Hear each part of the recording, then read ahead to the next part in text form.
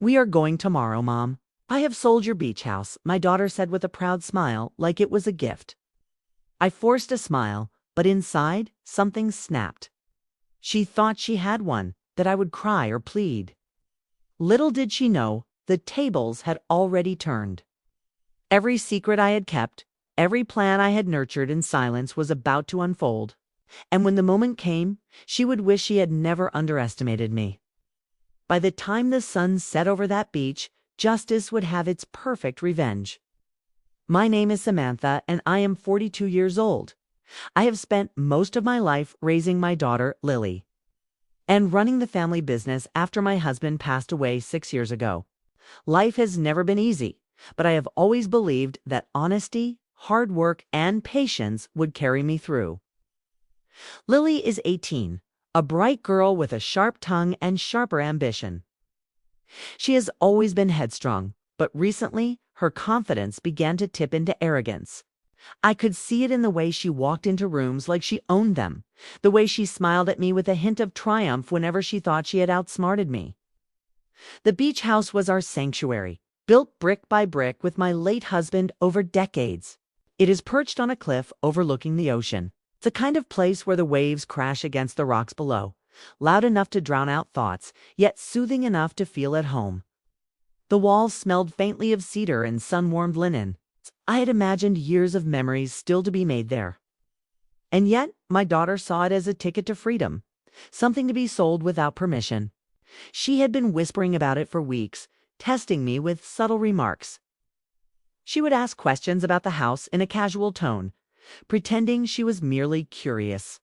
I noticed the flicker of mischief in her eyes, the way her lips curled when she thought I was not paying attention. I did not react at first. I needed to understand her plan fully to see how far she was willing to go. One morning, she dropped the bomb. "We are going tomorrow, Mom. I have sold your beach house." She said it with a confidence that stunned me, as though she believed this would break me. I looked at her and forced a smile, but inside a storm was brewing. My heart pounded, a mixture of disbelief and anger making my hands tremble. She had crossed a line that was sacred, not just for me, but for the memory of my husband, for the countless hours we spent building that life together. I watched her leave the room, her phone clutched in her hand as she checked messages from the broker. She was already imagining the money, the independence, the thrill of outsmarting me. Each step she took, I noted in silence. The way she moved through the house, confident and unaware, she thought she had one. She thought she had me exactly where she wanted. But she had no idea that I had already been planning. Quietly, patiently, I had been mapping her habits, her schedules. The time she left the house unattended, the way she bragged to her friends about being smarter than me. Each detail, each careless statement became a piece of a puzzle she did not realize she was helping me complete. I had seen her arrogance before, but this was different. She was stepping into dangerous territory, the kind where mistakes become irreversible. I walked through the rooms after she left, touching the furniture she thought she could claim for herself, tracing the walls where memories lingered. The sunlight streamed through the windows, dust motes dancing in the golden beams. Every creak of the floorboards felt louder, more meaningful, as if the house itself was warning her. I felt a cold determination settle over me, a quiet, fierce resolve that would not allow betrayal to stand unchallenged. By the time night fell, the tension had become almost unbearable. I could hear the ocean pounding in the distance, a rhythmic reminder that life moves forward, indifferent to schemes and lies. I sat at the dining table thinking about every option, every strategy. She may have thought this was a simple sale, a way to prove she was in control, but she had underestimated me. She had no idea that every overconfident step she had taken, every smug smile, was leading her directly into my plan. Tomorrow, she would arrive believing she was the victor. Tomorrow, she would discover that the game she thought she was winning had already been lost. And when she realized what I had set in motion, I wanted her to feel the exact weight of the betrayal she had tried to commit. Even now, as I sit in the quiet of the house, I can feel the tension coiling in my chest. The night is still, The waves crash in the distance, and I know that the moment of reckoning is coming. She may think she has sold the beach house, but she has sold herself short in the most important way. If you have ever felt betrayed by someone you love, hit that like button and subscribe. This story is a masterclass in turning pain into power and showing the world that no one should ever underestimate your resolve. The next morning, Lily woke up with that same smug expression, her confidence radiating from every movement. She flitted through the house like a queen surveying her conquered kingdom, oblivious to the storm gathering quietly behind my eyes.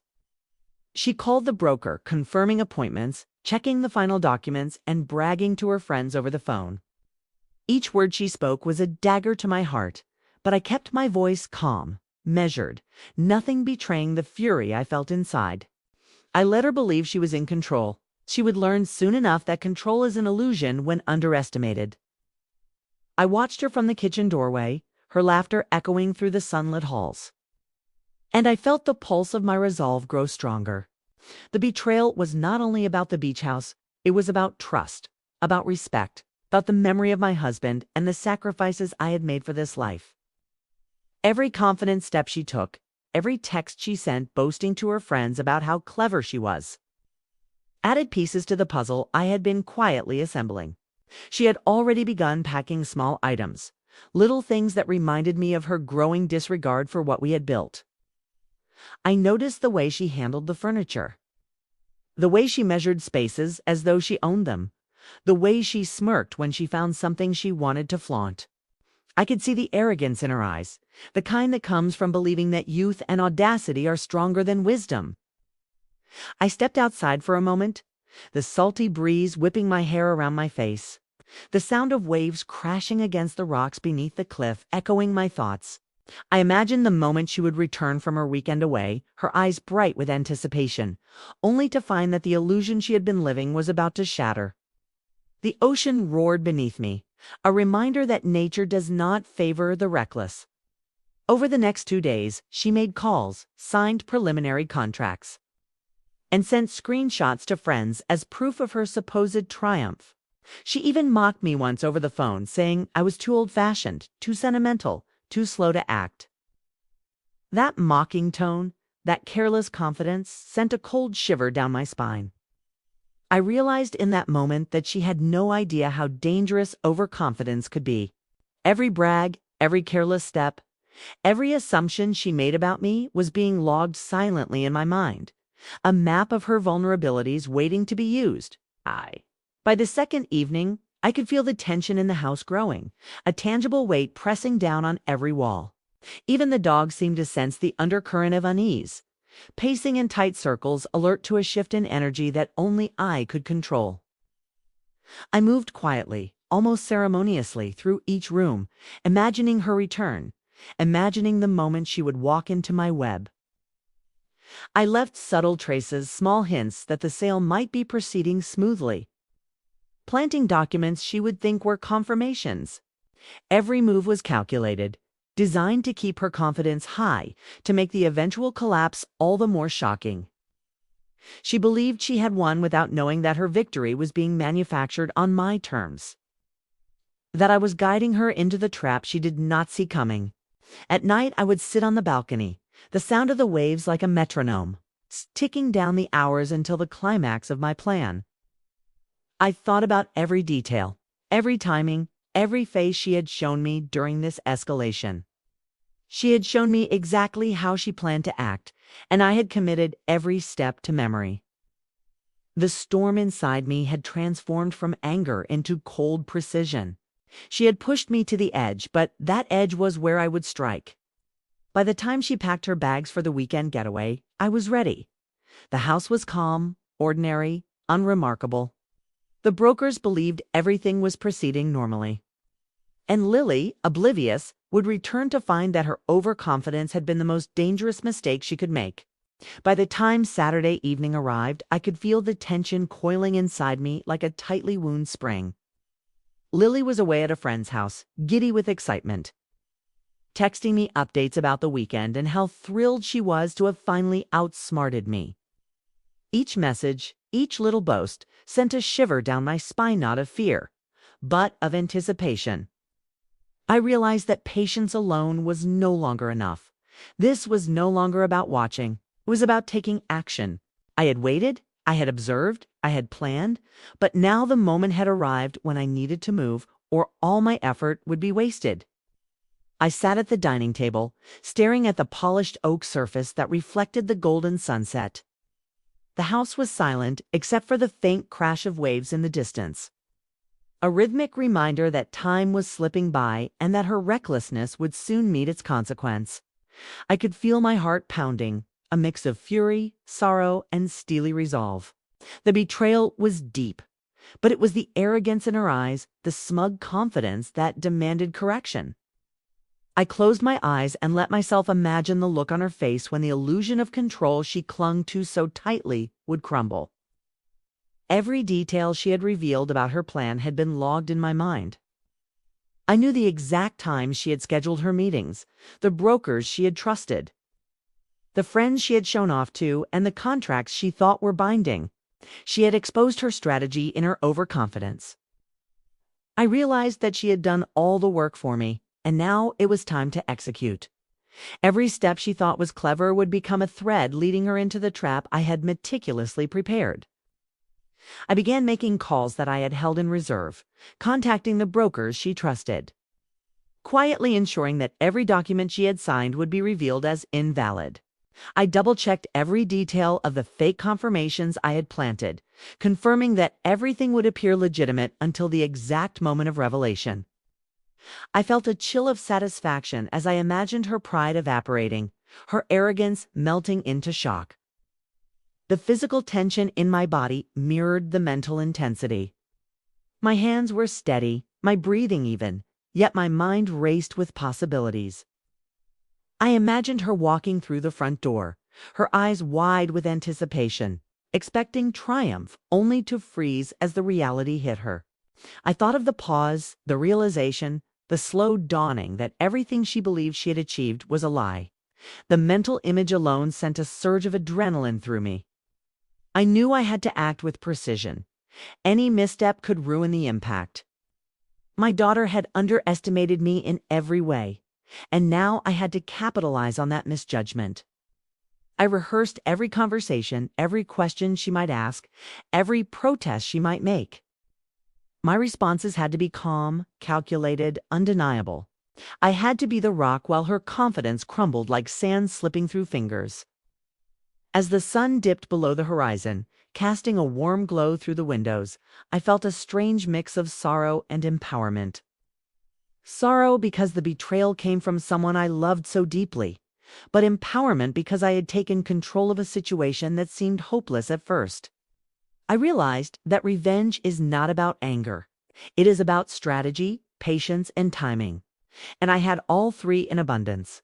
By the time the sky darkened and the first stars appeared, I was ready. My resolve had hardened into something unshakable. I would not allow her arrogance to go unpunished. I would not allow betrayal to go unchallenged. The stage was set, the pieces in place, and the audience, though unaware, would witness the unraveling of a plan they never saw coming. Tomorrow, everything would change. Tomorrow, she would learn the cost of underestimating me. I allowed myself a brief, cold smile as I imagined the moment she would realize that her victory had been orchestrated entirely on my terms. I knew, with absolute certainty, that justice was coming, and it would arrive with perfect timing. I woke before dawn, long before the sun had a chance to paint the sky. The house felt different, heavier, as if it knew something irreversible was about to happen. I moved quietly, every step deliberate, every breath controlled. This was no longer a thought or a fantasy. This was action, and once it started, there would be no turning back. I made coffee and did not drink it. My hands wrapped around the warm mug, grounding me, steadying the fire that burned inside my chest. I opened my laptop and reviewed everything one last time. Emails drafted, documents prepared. Names and numbers written neatly in my notebook. It was all there, waiting for me to press forward. The first call was to the broker, Lily trusted the most. My voice was calm, almost warm, as I asked casual questions, guiding the conversation exactly where I needed it to go. I reminded him of the ownership documents, the legal requirements, the signatures that truly mattered. I could hear the shift in his tone, the hesitation, the faint uncertainty creeping in. That was the first crack, small, almost invisible, but it was there. I followed with another call, then another. Each one added pressure, like tightening a net. I did not accuse, I did not threaten. I simply asked the right questions. Questions that could not be ignored. Questions that forced people to recheck, to verify, to slow down. Lily had rushed, was making sure everything stopped. By mid-morning, I could feel the balance changing. The air itself seemed charged. The illusion she had built was starting to tremble, even though she had no idea yet. That was the beauty of it. The collapse had already begun, and she was still celebrating a victory that no longer existed. I printed the documents I needed and placed them carefully inside a folder. Ownership records, legal confirmations. The undeniable proof that the house was never hers to sell. The paper felt heavier than it should have in my hands. Not because of its weight, but because of what it represented. This was the line between her arrogance and her awakening. I walked through the beach house one last time before she returned. The sunlight filtered through the windows, illuminating the dust in the air, casting soft shadows on the walls. I ran my fingers along the wooden banister, remembering the countless times my husband had leaned against it, watching Lily play when she was small. My resolve hardened. This was not revenge fueled by cruelty. This was justice shaped by memory and respect. When my phone buzzed, my pulse quickened. A message from Lily. She was on her way back. She wrote about how excited she was, how everything was finally falling into place. I read it twice, slowly letting the words sink in. She still believed she was winning. That belief was about to become her greatest humiliation. I prepared the house as if for guests. The table was clean. The documents were laid out neatly, but out of sight. Everything looked ordinary. That was essential. The more normal it seemed, the more powerful the impact would be. Time stretched in strange ways. Minutes felt like hours. I could hear every sound outside. The wind, the distant waves, a car passing on the road. My heart beat steadily, no longer racing, no longer shaking. This was not panic. This was control. When her car finally pulled into the driveway, I did not rush to the window. I waited. I listened to the engine shut off. I listened to the door open, light and confident, approaching the house. Kate, each step was a countdown. She walked in smiling. She walked in smiling, her energy bright, her posture relaxed. She talked quickly, excitedly, about the next steps, about the money, about how everything was going to change. I let her speak. I let her build herself higher. Every word made the fall steeper. I asked her one simple question, casually, as if it meant nothing. Did the broker confirm the final ownership verification today? Her smile faltered for just a second. Barely noticeable, but I saw it. She laughed it off, said everything was handled, said I worried too much. I nodded slowly, as if reassured, as if convinced. Inside, I felt a quiet thrill. The seed of doubt had been planted. I reached for the folder, not yet to open it. Just to place my hand on it. A silent promise to myself. The game had begun. Lily had no idea that the moment she had been anticipating with such excitement was about to become a nightmare. She was still speaking, still gesturing animatedly, when I finally reached for the folder. The weight of it felt like victory in my hands. I placed it on the polished dining table right between us and let the silence settle over the room. It was thick, almost oppressive, the kind of silence that demands attention. She stopped mid-sentence, her smile faltering slightly as she noticed the folder. "What is that?" she asked, her voice cautious now, tinged with curiosity. I did not answer immediately. I let the pause stretch, letting the suspense tighten like a noose. Her eyes flicked between me and the folder, uncertainty creeping in. That uncertainty was my first triumph. Slowly, deliberately, I opened the folder, spread the papers across the table, letting them catch the sunlight streaming through the windows. Legal documents, ownership confirmations, signatures. Timestamps, all undeniable proof that the sale she had thought she controlled was entirely invalid. Every document a hammer striking down the illusion of her victory. Her eyes widened, disbelief flashing across her face. She opened her mouth to speak, but no words came. I could see the arrogance draining from her posture, the confidence evaporating from her expression. She had thought she was clever. She had thought she had outsmarted me. She had built her triumph on sand, and now it was collapsing beneath her. I do not understand, she stammered, voice trembling. Her hands shook slightly as she reached toward the papers, only to recoil. The brokers, they said everything was fine. I leaned back in my chair, calm, measured, my gaze fixed on her. Everything appeared fine, I said quietly. But appearances are not reality. You did not verify the ownership properly. You did not confirm the signatures. You acted on assumption and arrogance. And now you see the result. The silence returned, heavier this time, punctuated only by the distant crash of the ocean waves against the cliff below. I watched her slump into the chair across from me, the color draining from her face. Her breath came in shallow bursts, her hands gripping the edge of the table like she could hold herself together physically, even as her pride disintegrated.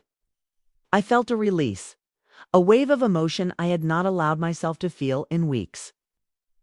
Relief that the betrayal had not succeeded. Triumph that my patience and planning had prevailed. Validation that wisdom and restraint had the power to correct arrogance and disrespect. My body relaxed slightly, my shoulders dropping as the storm inside me settled into quiet satisfaction. She stared at the papers, at the proof laid bare, and I saw the understanding finally dawning. The realization that she had been outmaneuvered, that her victory had been a mirage, was written across her face in slow, devastating clarity. Her lips trembled, her eyes welled up, not with tears of reconciliation, but with the sting of humiliation. She had underestimated me, and now she was paying the price. I allowed myself a brief, small smile. Not cruel, not mocking. Just the quiet satisfaction of someone who had been betrayed and had turned the tide with intelligence and patience. The sunlight hit her face through the window, highlighting the flush of shock and regret. She had built her triumph on confidence and haste, and it had crumbled in an instant. I spoke softly, almost conversationally, letting each word land with weight. This house, this family legacy is not yours to sell. Respect is earned, not assumed. And when you act without understanding, you learn the consequences in full. She did not answer. She could not. The room was filled with the sound of her breathing and the distant ocean, both steady, relentless, like the truth itself. I watched her finally slump back, defeated, the arrogance gone, replaced by the knowledge that she had overstepped, that her assumptions had been her undoing. And for the first time in days, I let myself breathe fully. Relief mingled with triumph, and a calm satisfaction settled over me. Justice had been served, and it had been done perfectly, without haste, without chaos, with precision and patience. The storm had ended, and I had won not through anger, but through strategy, timing, and unshakable resolve. The house felt lighter, almost serene, as if it too had been waiting for this moment to reclaim its rightful order. I looked at her, and in that quiet, victorious pause, I knew that she would never forget what she had learned today. The house was quiet now. The weight of tension that had lingered for weeks finally lifted, leaving a calm I had not felt in a long time. Lily sat across from me, still processing, still speechless. I could see the embarrassment in her eyes, the shock slowly giving way to understanding. This was not just about the beach house. was about respect, boundaries, and the consequences of assuming that cleverness alone could triumph over experience and patience. As I walked through the living room, touching the polished banister and the frames that held old family photos, I felt a mixture of relief and reflection. The betrayal had cut deep, but it had also revealed something important. The strength I had quietly cultivated over the years. The ability to remain patient, to observe, and to act with precision. I realized that revenge, when executed with calm intelligence, is not cruelty, it is justice. It is the reclaiming of power that was momentarily lost. I thought about Lily, my daughter, and the lessons she had learned in the hardest way possible. There would be no quick forgiveness here, no easy reconciliation. She needed to understand that actions have consequences, and that underestimating someone who has loved, sacrificed, and endured is a mistake she would not repeat. This experience had humbled her, and in that humility lay the seed of growth. I had always wanted her to be strong, but strength must be tempered with respect, and intelligence without patience is dangerous. Sitting on the balcony, I watched the sun dip below the horizon, painting the sky in shades of gold and crimson. The waves crashed steadily against the rocks, a rhythm that mirrored the slow settling of my mind. I allowed myself to feel pride, not the pride of victory over a child, but the pride of someone who had faced betrayal and acted with strategy, patience, and foresight. It was validation of my judgment, my instincts, and the quiet power I had always carried within me. The night settled around the house, cool and still, carrying with it the scent of salt and sand. I could hear Lily moving quietly inside, the sound of her steps tentative, measured, as if she was reconsidering every decision that had led her here. I did not need to confront her further. The lesson had been delivered perfectly. The weight of the betrayal had been met with precision, and justice had been served without chaos or bitterness. In reflecting on everything that had happened, I understood something crucial. Revenge, when calculated and fair, is not about malice. It is about restoring balance, reclaiming dignity, and sending a clear message that betrayal is never without consequence. I had felt powerless when I first learned of the sale. I had felt rage, fear, and sorrow. But those emotions had transformed into focus and clarity. I had turned pain into power, and in doing so, I had regained control not just of the house, but of my own narrative. The storm of betrayal had passed, leaving a calm that was almost liberating. I knew that Lily would carry this lesson with her forever, and perhaps over time we could rebuild a relationship based on respect rather than assumption. But for now, it was enough to simply sit in the quiet, watching the moon reflect on the waves, and feel the satisfaction of knowing that justice, patience, and strategy had prevailed. I understood finally that life often tests us with betrayal, disrespect, and underestimation. The true measure of strength is how we respond, not with reckless anger, but with precision, patience, and an unwavering sense of fairness. If this story gave you chills, hit that like button, share your own most satisfying revenge story in the comments, and subscribe for more gripping tales like this. Remember, the sweetest victories are earned with patience, strategy, and a clear mind. Never underestimate the power of quiet resolve.